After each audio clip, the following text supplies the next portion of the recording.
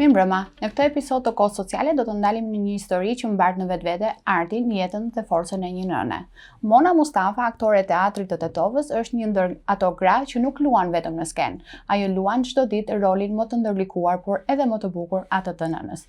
Në rrjetet sociale e shohim shpesh natyrshëm, pa filtra, duke ndarë me publikun copsa nga përditshmëria e saj. Një grua që nuk fshihet pas imazheve, por pasqyron realitetin e jetës me më të bukrat dhe sfidat e saj. Mirë se erdhe, Mona. Mirë se ju gjeta, faleminderit shumë për ftesën e çmoj këtë sinqerisht. Mona, si ka nisur dashuria juaj për teatrin dhe cila ka qenë shtysa që ju solli në skenë? Domethënë artin qysh e vogël e kom pas dëshirë, ka qenë pjesë e jetës. Prindërit gjithmonë më angazhonin në për konkurse, audicione kur kishte. Edhe pse nga ana e shqiptarëve s'ka pas shumë audicione, dhe gjithmonë duhet të konkuroja në për ato maqedonase. Dikun kisha fat, dikun edhe jo, normal. Ajo do më thonë, prindërit më kanë fut në këtë drejtim më së shumti, edhe edhini si ajo dëshira, lakmia e prindërit ndaj fëmijës, sidomos ndaj vajzave, o shpirti babës, o aktoria babës, artistja babës, edhe gjithmonë ajo në ngelet... Të kanë rritur me këto frymë, le të themi. Po.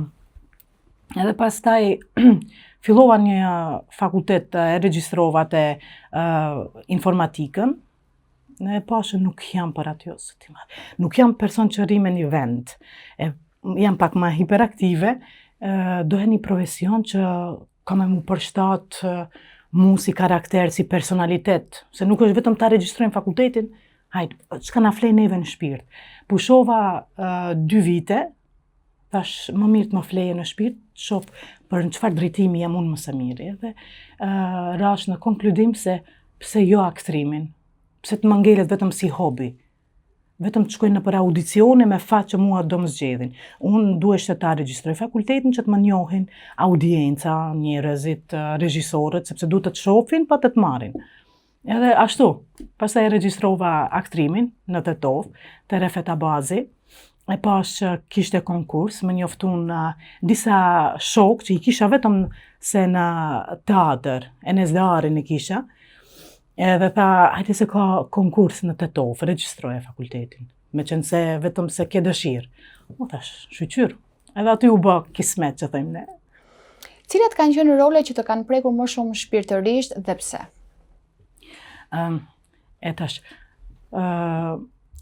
Kur isha vitit 3 më duket në akademi, kisha një rol të nënës, edhe pse atëherë nuk kisha nën, po çdo femër, qoftë nën apo nuk është, e din, e ka atë instiktin, qysh kur është fëmijë, si ta merr kukullën bebe, din si ta trajtoje, ta ledhatoje. Nuk isha vetëm se nuk isha nën, por më ngeli shumë në shpirt ai roli. Ishte me Kushtrim Bekteshin, profesore kisha atëherë në akademi, edhe më patlon shumë që thënë mbresa ai rol, për shtypje roli i nënës. Do më thënë, ajo e kam kështu hala në mendime, si rol që e kum bë shumë më së miri për të gjitha roleve tjera. E ke përjetuar me shpirt? E kum përjetuar, po. Edhe pse, po ta ktheja kohën pas, unë ndoshta nuk do e kisha luajtur ashtu me shumë emocion, sepse ishte roli që ma vjedhin fëmijën, ma më shefin. Edhe e qaja shumë, shumë emocione shpërthyse, por tani do e bëja pak më ndryshe, se roli i vërtet i nënës kur përjeton dram me fëmijën, sidomos nëse ka kaluar një periudhë, është shumë gjakftoht. Ka një gjakftofsi ndaj situatave dramatike. Nuk i përjeton me të qame, me drama, po pak më me gjakftofsi. Mona, për te profesionit, në rrjetet sociale shohim shpesh që jeni shumë të natyrshme, pa komplekse, duke ndarë jetën tuaj reale. Sa rëndësishme është për publikun të shohë edhe këtë anë tjetër tënden dhe jo thjesht imazhin publik që zakonisht shohin tek aktorët? Prandaj themin e shpirt artisti. Nuk duhet t'jesh aktor ose muzikant, çfarë do të qoftë, njeriu edhe me profesionet e tjera e ka vetë shpirtin artist. nëse ne pasqyrojmë një jetë pak më ndryshe, sepse ne vetëm përthithim, shohim gjana, edhe e kam vërej që njerëzit kanë nevojë të shohin diçka pak më ndryshe prej njerëzive tjerë që e shfaqin atë fallsin e vet. Nuk duan shfaqen për shkak X personave tjerë, mos më shohin pa grim, mos më shohin me shtëpinë tollovi që thojmë ne. Po është totalisht normale. Pra pas skenave ne jemi të gjithashtu të thjeshtë. Edhe unë kam vendosur që në rrjetet sociale unë e di shumë saktë çfarë postoj. Po do mund që edhe unë të postoj në për gjana luksoze, ku di çfarë. Po unë kam zgjedhur atë natyralitetin ta shfaqi sepse disa nëna ma kanë thonë se sa pa komplekse je, më jep motiv kur të shoh kështu. Sepse secila në fakt e gjon veten tek postimet e tua. Prandaj, tani unë nuk jam kundër edhe atyre që rregullohen në shoq. Secili person e gjen te dikush vetveten. Prandaj është mirë të jemi këtë ngjyra, edhe në rrjetet sociale, pse jo? A ndini se publiku ju shen ndonjëherë thjesht si aktore dhe jo si një nënë apo grua dhe si një njeri që përballet me realitetin? Publikut ja kemi me borxh, me qenë se jemi artist të kësaj fushë, i detyrohemi t'ja shfaqim një ndryshe, një verzion ndryshe nga që jemi në skenë. Shumë artist ngurojnë t'japin intervista, nuk duan, jo se kujt intereson jeta ime, pse të spjegojnë. Unë mendoj që kanë edhe një farë lloj kompleksi. Gjithkush nga publiku mund të ta gjejë vetveten aty. Jemi inspirim për tjetrin. Është mirë ta shfaqim një verzion ndryshe prej vetvetes. Kur na njohë publiku realisht se si jemi, edhe rolin që ne do e japim teatr, që do e shfaqim, do ta pranojmë pak më ndryshe. Kështu vetëm do aplauzoje publika sepse nuk njeh, edhe do shkojë shpi. Kur ta njeh realitetin ton se kush je ti, atë ndryshe të pret, edhe ndryshe aplauzi cipët. Se isha tani në promovimin e Valmir Azirit, themi. Ndryshe është ajo poezia që e shkruan kur e ka pas një dhimbje në shpirt, e ndryshe do e lexoj me lot në sy, edhe sinqerisht kur e lexoj dje poezit çaja, sepse di se bazohet në realitet. Edhe aktori njëjtë, kur publiku ta njeh versionin të ndryshe prej skenës, ndryshe ta mirëpret rolin që e ke bë. Unë kështu mendoj se i detyrohemi publikut të na njohë personalisht se kush jemi. Flasim tani pak për një temë të jetë ndjeshme siç është ajo e autizmit, pasi ju jeni një nën që përballeni me autizmin. Si ka qenë momenti i parë kur keni marrë diagnozën e djalit? Si i çdo nëne, në fillim normalisht, pasi që unë nuk e dija se çfarë është autizmi, por nga problemet që kishte djali, unë parafërsisht mund ta paramendoja se çka është non-verbal, por i shoqërueshëm shumë. Domethënë, dëshironte të luajë me fëmijë, por puna që nuk fliste, të shoh okay, autizmi qenë ka diçka që nuk folin fëmijët, vetëm kaq dija. Por pastaj normalisht që ishte e rëndë për ta pranuar në fillim, por pastaj për një ditë dy, kështu si kaloi, ajo dhimbja pushoi, thash vetëm pak, unë tani duhet të punoj me te. Nuk kam qef të viktimizohem. Qaj, të ankohem, ku zot, pse. Thash shqyqyr që mund pas ka zgjedh, se e shoh edhe çdo prindi që ka fëmijë me autizëm, sikur janë shumë një qenie më e butë. Zoti di kujt ja jep fëmijën, ndryshe, pa marrë parasysh diagnozës. Edhe fillova të punoj me te në maksimum gjej, mjek, neurolog, defektolog, vetëm që të filloj djali që të përparoje normal. Si ishte përballja me rrethin dhe a patët paragjykime apo distancë të njerëzve? Paragjykime kishte, qysh kur në psikolog kur e dërgova djalin që sepse diagnoza në fillim nuk jepet pa i bë djali fëmia 4 vjet. Nga ato profesional po flas, shtetit. Normalisht kisha paragjykime se nuk e pranonin, rrethi nuk e pranon të këtë që unë si nanë për e thoja, djali ka autizëm. Jo, nuk ka djali autizëm, ti po duket, Le të themi ti e bën pak më të madhe, ti e ke llastuar. Pikërisht, e ke llastuar, se djali është shumë mirë. Këto mua më bënin pengesë psiqike, të themi më shumë. Edhe duhet që t'ja u vërtetoj njerëzve se djali ka autizëm, imagjino.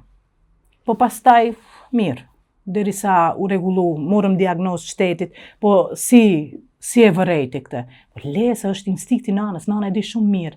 Qysh në lindje, si diçka e vërejnë, fëmia nuk është ndryshe është prej fëmijëve tjerë, sepse ne, si thash, ne kemi instiktin e nanës, ne e dim, edhe 15 vjeç t'jemi, edhe fare hiç mos kemi fëmijë.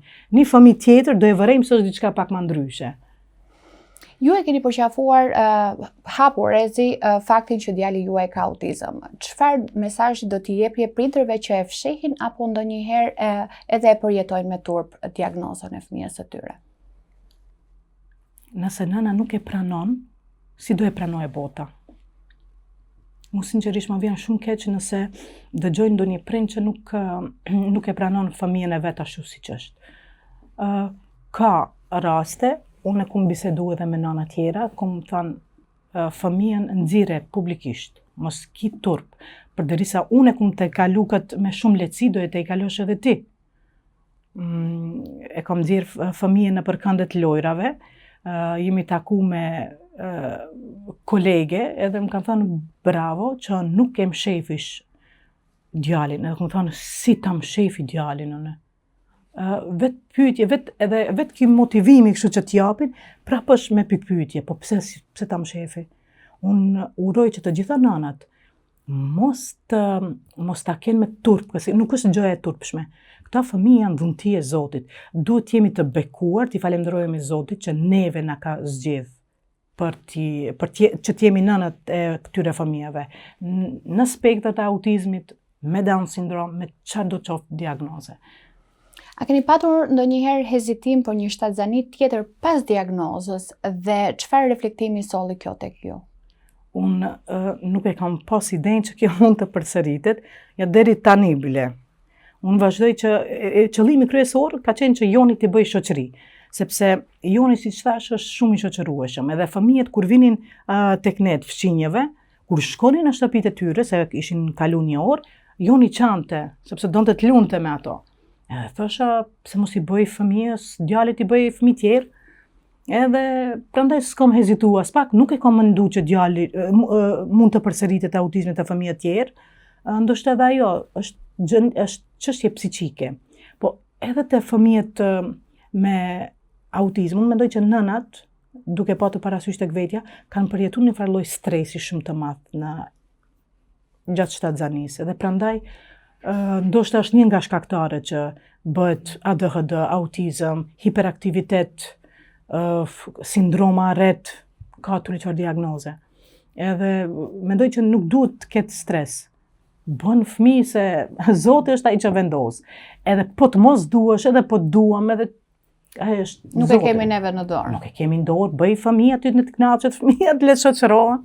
Shumë raste të prindërve që kanë fëmijën e parë, le të themi, me autizëm apo me ndonjë problematik tjetër, vendosin të mos kenë fëmijë të dytë, pasi mendojnë që edhe fëmija i dytë apo edhe fëmijët e tjerë mund të kenë një problematik. Çfarë mesazhi do doje t'ju jepje këtyre prindërve që vendosin të mbajnë dhe të kenë vetëm atë fëmijë dhe mos ta zgjerojnë familjen e tyre? Unë them që ata prindër mos dëgjojnë fjalët e të tjerëve, sepse shpesh herë familja është familja e para që paragjykon, jo shoqëria, sepse shoqëria nuk e din se brenda çfarë situatesh kemi ne. Familja është ajo e para që paragjykon. Mos bëj fëmijë tjerë sepse shife situatën e djalit, shife situatën e vajzës. Mund ta ketë fëmija e dytë, fëmija e tretë. Domethënë mos i dëgjojnë familjarë tjerë, paragjykimet e familjarëve tjerë, se siç thash ata janë të parë që paragjykojnë. Le të vazhdojnë, le të krijojnë familje, sepse nuk është edhe aq tragjike sa e bëjnë. Nëse trajtohet fëmia, edhe edhe po tjetë edhe i dyti pra me autizëm, ato njëri tjetrin do e kenë prapë sepse e gjejnë mënyrën se si të luajnë së bashku. Si që ka gjetë fëmija im, do e gjejnë edhe fëmijët e të tjerve. Fëmija im luan me fëmijët tjerë, kënaqet. Ato kanë nevojë, fëmijët me autizëm kanë nevojë shumë të shoqërohen. Nuk dinë si mu shprej, po nevoja e tyre është thriving, është shumë e flakët për të shoqëruar me të tjerët, sepse ato kanë nevojë të pranohen. Kush do ta pranojë i parë? Normalisht e motra ose vëllau do e pranojë ashtu se siç është. Prandaj them se nuk duhet të jetë arsyeja që të ndalojnë për të shtu familjen. Le të vazhdojnë sepse nuk është patjetër të përsëritet. Po edhe nëse përsëritet, mos i merak se ato do e gjejnë njëri tjetrin. Dhe do doja edhe një mesazh tjetër për të gjithë familjarët, qofshin nënat, vjerat, zakonisht janë këto që le të themi i adresohen që nuk di të rritësh, unë kam kaluar, unë i kam rritur vetë, domethënë si është kjo të japësh një mesazh për sa i përket ndërhyrjes së familjarëve tek rritja që ka nëna tek fëmia, sepse normalisht ajo e di më mirë ecurinë e fëmijës së saj. Domethënë si që thash, nëna është ajo që vendos për fëmijën e vetë, nëna është ajo që e vërej ndryshimin tek fëmija. Nëse, për shembull, mund të ketë regres, po mund të jetë lindur ashtu, qysh në fillim, sikur me ngecje, sikur nuk po ecen me fëmijë tjerë, sepse nëna është ajo që interesohet, tash e kemi Google-in, edhe s'ka nënë që nuk interesohet për t'i mbri ato milestones që i thojnë fëmija. Dhe mendoj që ato paragjykimet e të familjarëve mos më trego se si është të rrisësh fëmijë, sepse unë ty të kam rritë. Për shembull, duke fillu prej te nana. Duke fillu domethënë edhe prindërit vetë kanë kështu lloj paragjykimesh. Mos bëj sikur ti je vetëm i di të gjitha se vetëm ti ke lind fëmijë e ne si të kemi rritë ty, për shembull. Ose dikush tjetër, antar tjetër i familjes, më të largët. Domethënë, nëna duhet ta shohë vetëm punën e vet se ajo e din më së miri se si është të rrisish fëmijën. I ka ato instiktet e veta, ajo e sheh fëmijën, nuk është që cila nënë do doje që fëmijës vet t'i gjen mangësi. Cila thot fëmija im është inteligjent, fëmija im është po ecën për pararon. Nuk besoj se ka nëna që e gjejnë mangësinë te fëmija edhe vetëm ashtu t'i kujtohet ka problem fëmija. Nuk ka që pas një nënë. Unë për veti thësha, shpresoj o Zot t'jem gabim. E mos tjetë fëmija ashtu sikur unë e kam parandjenjen që mund tjetë, që është. Le të flasim tani pak për balancin mes skenës dhe familjes. Si arrin të ndani kohë mes teatrit, jetës familjare, por edhe kujdesit të shtuar ndaj djalit? Domethënë është marrëveshje në mes partnerit edhe vetës. Nëse unë kam angazhim në teatr, padyshim që do e kërkoj mbështetjen e partnerit. Do na ndihmojnë ndoshta edhe antar tjetër të familjes, sigurisht që është mami, padyshim. Bile për mamin s'bëhet fjalë se vetëm shkoj kështu, i la familjet edhe nuk e kam gaj, me hiç. As që e pyet, domethënë a mund t'i mbaj. Okej. Do i mbaj aty. Edhe domethënë do ja lëm te dera, jo ta mundet apo s'mundet. Patjetër, gjendet balanci. Se tani është punë që duhet ta mbaj edhe teatrin, edhe të kujdesem për familjen. Për djalin do i ushqej në mëngjes, do ja jap terapiat jone që duhet ja jap, do i dërgoj pasaj ku duhet i dërgoj njërin në qerdhe, tjetrin te mami, tjetrin do e mbaje bashorti me siguri. A ju ka ndihmuar arti për të përballuar më lehtë realitetin? Ndoshta. Duhet artisti të ketë hapësirë. Ne nuk e gjejmë fort, nuk e kemi atë luks, ndoshta mund të them, që nëpërmjet rolit t'jemi vetvetja, sepse gjithmonë kemi pengesa në art, në jetën e përditshme. Nuk e kemi atë luks, se nuk dua shumë kështu t'jemi direkt. ndoshta ndonjëherë në të ardhmen do ta kem atë luksin që nëpërmjet rolit të mund ta zhvilloj nga jeta personale ta nxjerrë në rol. Gjithat që të ma ndihmoje të themi ta shprehi, që sepse roli ndërtohet edhe nga jeta, nga eksperiencat që kemi kaluar në jetë. Ndoshta në të ardhmen do të mundet, sepse gjithmonë rolet edhe ndahen hajtë se ti je re, nuk takon ty ky rol, ama bagazhin që kam ndoshta edhe mund ta bëj, për shembull.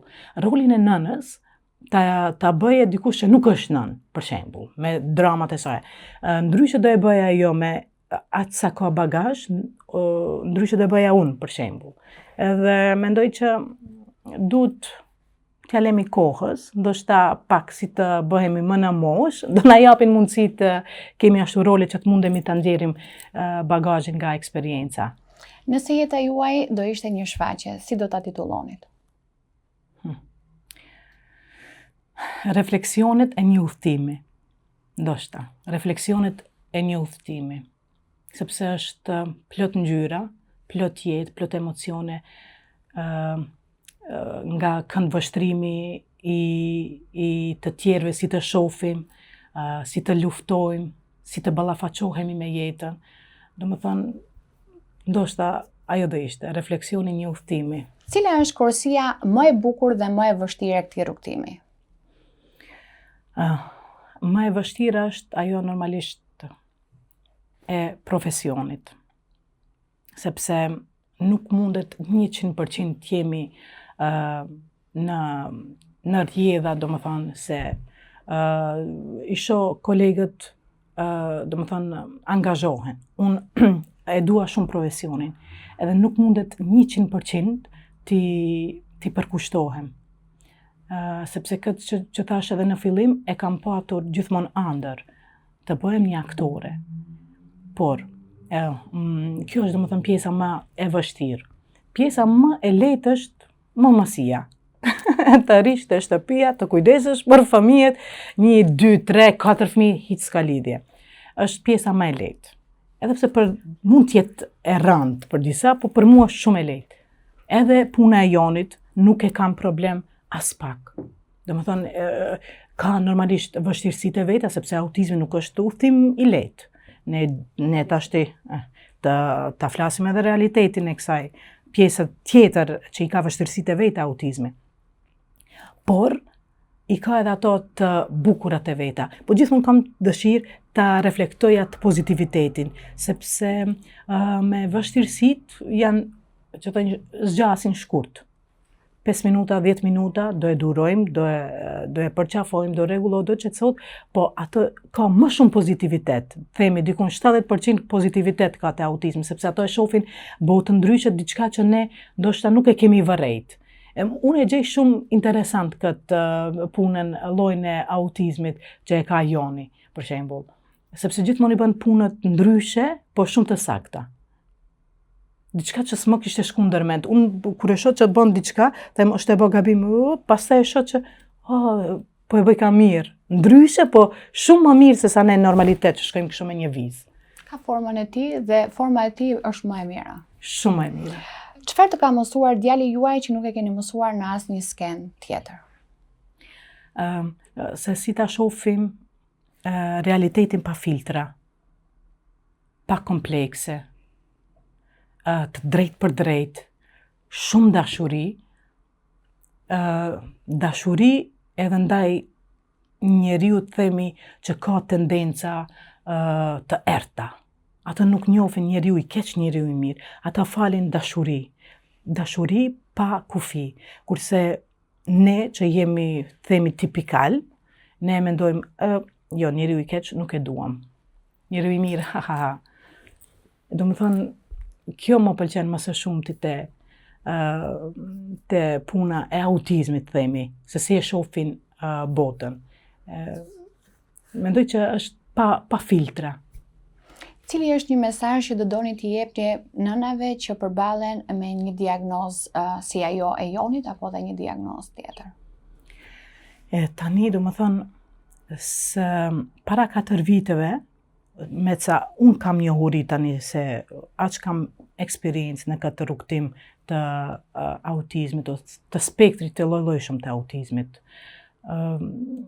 Ka qenë shumë ndryshe më herët, para 4 viteve, njerëzit ishin të painformuar, por tani pak më ndryshe shohin situatën. Ndoshta nga ndërgjegjësimi, ndoshta nga që ne njerëzit si unë pa turp, nuk e di pse është, më vjen keq ta them kështu se nuk është turp, po dalin edhe flasin për fëmijën e vet, se tash kemi edhe personazhe tjera që kanë fëmijë me autizëm, nuk du të përmendi emra, po personalitetet të mëdha me profesione të ndryshme, që kanë dalë, kanë folë, ju më inspiru edhe unë prej tyre. Më thonë sa mirë del folë për djalin e vet që ka autizëm, edhe e spjegon se nga është ajo, prej nga vije, si vije, çfarë terapi e bën.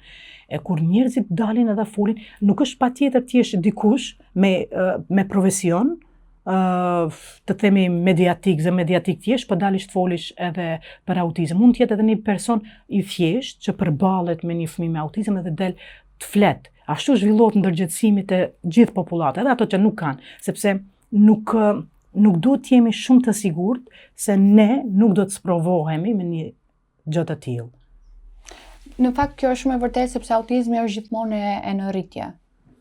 Pikërisht. Njerëzit e kanë atë përshtypje se unë nuk do të sprovohem, nuk e di me, jo, vetëm po shkon çdo e 7-ta gjenerat i bie që të ketë ndonjë fëmijë në spektër. Se ashtu e shpjegon edhe profesori gjenetikës. Ka një farloj shkëputje e gjeneve edhe ndodh një lloj mutacioni në gjeneratën e 7. Edhe ne nuk e dim cila gjenerat jemi, edhe mund të na ndodhe secilit. Kështu që të mos jemi sigurt se nuk do sprovohemi ndonjëherë. Kështu që mirë është të ndërgjegjësohen edhe të të përfshihen në këtë gjë. Për shembull, të shohim ndonjë seminar ka për autizmin që flet, pse mos të shkojmë, të shohim, të interesohemi çfarë pune, se mund të ballafaqohemi nesër me atë gjë. Mona, unë të falenderoj shumë për këtë bisedë dhe për gjithë historinë tënde që ndave sot me ne.